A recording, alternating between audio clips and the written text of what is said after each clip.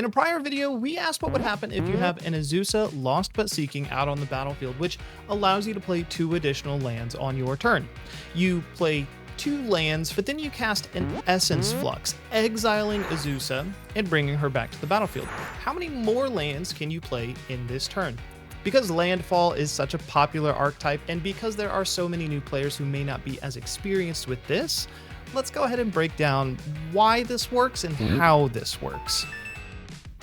But let's first start by defining what the text on Azusa's card actually is. Now, of course, as you could probably surmise, this is an ability of some sort, but there are different types of abilities. Using our boy Loot as an example, he has an exhaust ability that says, effectively, this ability can only be used once. But this is an activated ability, which is typically denoted with a cost and then a colon and then the effect. In the case of this Loot, he has an ability that happens at a certain point in time.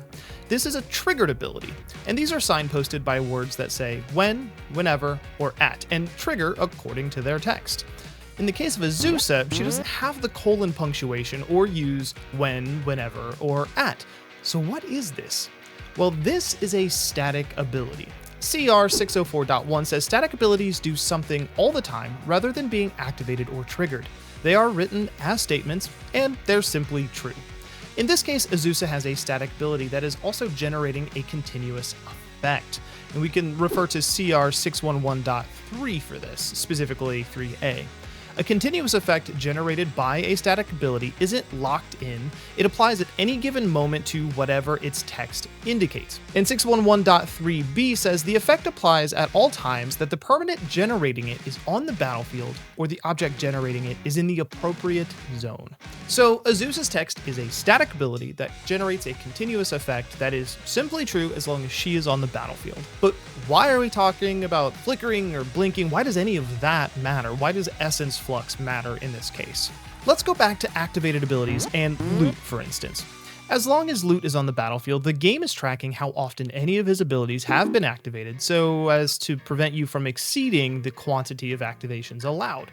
However, if we cast, say, an Essence Flux on Loot, exiling him and then returning him to the battlefield, Loot changes zones. Moving him from the battlefield zone to exile zone and then back again, even if briefly, is a zone change. And when an object changes zones, it becomes what the game considers a new object. So for CR 400.7, an object that moves from one zone to another becomes a new object with no memory of or relation to its previous existence. In this case, Loot would re-enter from exile with the capability to reuse his previously exhausted abilities again. Similarly, if you have a Solemn Simulacrum that has a triggered ability, which triggers once it enters the battlefield, you can cast Essence Flux on Solemn Simulacrum, which sends it to exile and then returns it to the battlefield, which will re-trigger its triggered ability. And if you didn't know the difference between static abilities and triggered abilities and activated abilities, it's very easy to say, well, I can do this thing with these other things, so I could surely do it here. That just isn't how this works. This is due to the static ability of Azusa and the nature of the continuous effect, but it also has something to do a little bit with how lands are calculated. How many lands you're allowed to play a turn is calculated. So to understand that, let's take a brief look at land drops. CR 305.2 says a player can normally play 1 land during their turn. However, continuous effects may increase this number. 305.2a says to determine whether a player can play a land, compare the number of lands the player can play this turn with the number of lands they have already played this turn.